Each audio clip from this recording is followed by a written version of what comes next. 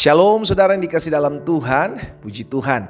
Hari ini kembali lagi saya menyapa setiap umat Tuhan dimanapun Bapak Ibu Saudara berada melalui program Bible and Coffee. Saudara yang dikasih dalam Tuhan, melalui program ini saya kembali mengajak setiap umat Tuhan untuk memulai hari-hari hidup kita dengan merenungkan firman Tuhan, karena ada janji Tuhan Yesus kepada kita, carilah kerajaan Allah serta kebenarannya terlebih dahulu, maka semuanya akan ditambahkan dalam kehidupan kita. Kita bersyukur karena bagian kita adalah cari Tuhan, hidup takut akan Tuhan, taat terhadap perintahnya. Bagian Tuhan adalah memelihara hidup kita, menjaga hidup kita, dan menuntun kita masuk dalam seluruh rencana dan rancangan Tuhan yang ajaib. Dimanapun Bapak Ibu Saudara berada, saya juga kembali mengajak setiap umat Tuhan yang sudah terberkati melalui program ini. Hanya Bapak Ibu yang terberkati, iya kan? Karena saya percaya kalau orang merasa terberkati, dia rindu untuk memberkati orang lain. Karena itu bagikan kembali renungan singkat ini, sehingga apa yang bisa memberkati kita hari ini juga dapat memberkati orang lain, menguatkan orang lain. Karena kita ada dan terpanggil untuk menjadi berkat. Minimal melalui sosial media kita bisa menguatkan orang lain, kita bisa mengajak orang lain untuk merenungkan firman Tuhan dan menguatkan mereka dalam jalan-jalan Tuhan. Ya, puji Tuhan. Kita berdoa, kita datang kepada Tuhan. Bapak, terima kasih buat hari yang dahsyat, hari yang luar biasa, hari yang Tuhan jadikan bagi kami. Kami bersyukur karena setiap hari Tuhan tuntun kami dengan firman-Mu, dan kami percaya firman-Mu itu yang memerdekakan kami. Sampaikan sesuatu atas kami Allah Roh Kudus. Kami buka hati kami untuk firman-Mu. Di dalam nama Tuhan Yesus Kristus kami berdoa. Haleluya. Amin, amin. Puji Tuhan. Saudara dikasih dalam Tuhan, suatu kali kita mencatat bahwa ketika Abraham telah tua dan lanjut umurnya, maka Abraham memanggil hambanya yang paling tua untuk memberikan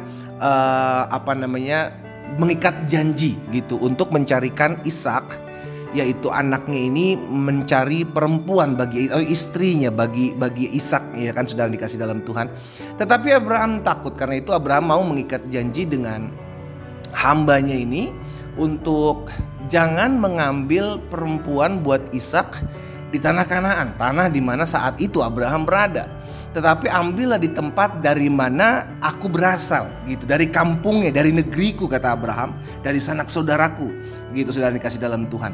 Tapi hambanya Abraham ini memiliki kekhawatiran. Apa kekhawatirannya? Dia khawatir kalau nanti kalau saya udah sampai di kampung tuanku, gitu kan, jangan-jangan nanti perempuan ini gak mau ikut ke Kanaan, gitu kan, gak mau keluar dari kampung. Karena bukan suatu perkara yang mudah untuk keluar dari kampung pada saat itu seorang perempuan untuk dinikahkan, sudah dikasih dalam Tuhan. Gak gampang, butuh kepastian, gitu kan, kejelasan. Tapi Abraham tahu betul. Itu sebabnya kenapa Abraham dikatakan bapak orang beriman. Ada satu perkataan Abraham yang itulah yang akan kita renungkan hari ini. Satu perkataan Abraham yang tercatat dalam Kejadian 24 ayatnya yang ke-7. Saudara bisa lihat di sana. Abraham bilang begini sama bujangnya, sama hambanya yang diutus untuk mencarikan Ishak, seorang istri di kampungnya, ya, di tanah tempat Abraham berasal. Abraham bilang begini, Tuhan Allah yang empunya langit, yang telah memanggil aku dari rumah ayahku serta dari negeri sanak saudaraku, dan yang telah berfirman kepadaku serta yang bersumpah kepadaku demikian, kepada keturunanmu lah akan kuberikan negeri ini. Dialah juga yang akan mengutus malaikatnya berjalan di depanmu, dia bilang sama hambanya ini, sehingga engkau dapat mengambil seorang istri dari sana untuk anakku. Saudara yang dikasih dalam Tuhan, hambanya ini ada dalam kebingungan. Hambanya Abraham ini ada dalam kebingungan, kebimbangan. Lalu bagaimana gitu? Karena dia terikat sumpah kepada Abraham kan. Kalau nanti sampai kenapa-napa sama Abraham, saya terikat sumpah nih, gitu loh. Saya nggak boleh carikan istri buat si Ishak di tanah Kanaan, karena nggak boleh mereka menikah dari luar bangsa Israel. Tapi mereka harus mencari dari negeri di mana Abraham berasal, harus dari keturunan sama, keluarga yang sama, saudara dikasih dalam Tuhan. Nah, di sisi lain keadaan saat itu Ishak saat itu bukan ada di tempat kampungnya. Ishak udah ada di Kanaan. Sehingga akan sangat kesulitan bagi hambanya ini. Dalam kekhawatirannya ini hambanya bilanglah sama Abraham, nanti kalau si perempuan ini gak mau gimana? Kalau dia gak mau ikut kita ke Kanaan gimana?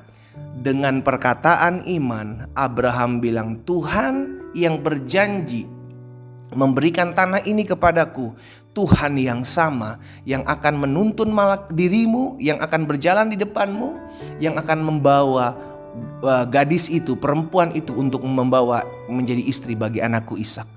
Ini perkataan iman, saudara dikasih dalam Tuhan. Nah, dalam hidup kita pun seperti itu.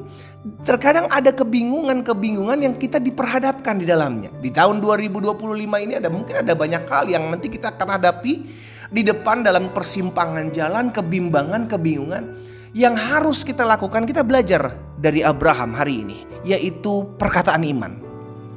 Perkataan iman ini lahir dari dua hal. Kalau kita lihat dari perkataan iman seorang Abraham ini, yang pertama, dia lahir dari pengalaman pribadi dia dengan Tuhan.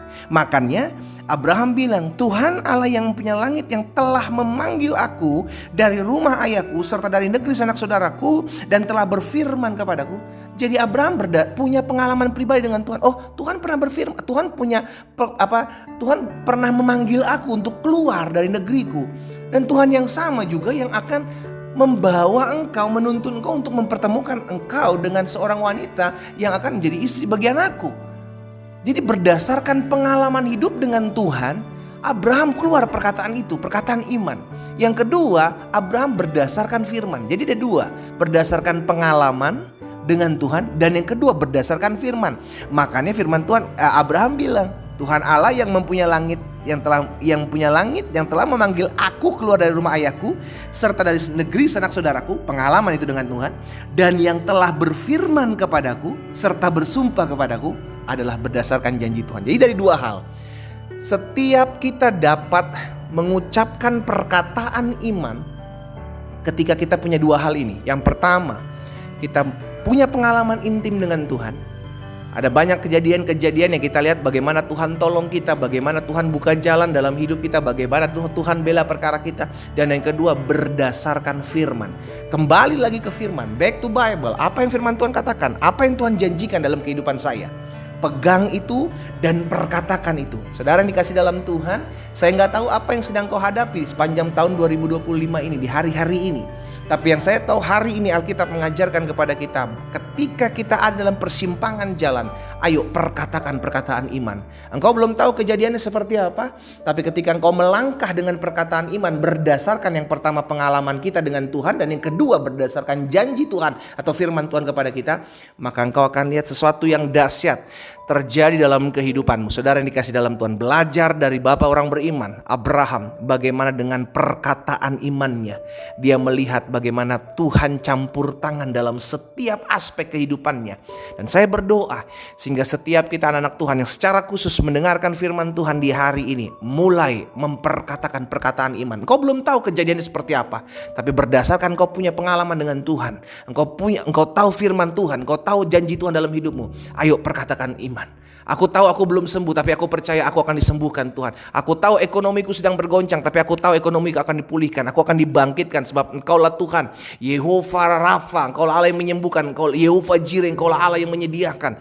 Berdasarkan firman, perkatakan perkataan iman, maka sesuai dengan imanmu jadi padamu. Kita berdoa, kita datang kepada Tuhan. Bapa, dalam nama Tuhan Yesus, kami mengucap syukur buat setiap benih firman Tuhan yang hari ini kami dengar. Kami perkatakan dalam perkataan iman. Kami beriman karena kami percaya bagi Tuhan tidak ada perkara yang mustahil. Berdasarkan pengalaman intim kami dengan Tuhan, pribadi Tuhan, dan berdasarkan apa yang Allah janjikan dalam kehidupan kami. Hamba berdoa buat setiap umat Tuhan yang mendengarkan firman-Mu saat ini. Dalam nama Yesus, kami rindu untuk selalu memperkatakan perkataan iman. Dan kami percaya semua dimulai dari iman. Dan Hamba berdoa sehingga ada banyak hal-hal yang terjadi di hari-hari ke depan dimulai dari kami ketika kami memperkatakan perkataan iman. Ada banyak rumah tangga dipulihkan ketika perkataan iman dinyatakan. Ada banyak orang-orang yang mengalami kesembuhan ketika menyatakan perkataan iman. Terjadi ekonomi dipulihkan, rumah tangga dipulihkan, terjadi dalam nama Yesus. Karena kami tahu tidak ada perkara yang mustahil buat Tuhan.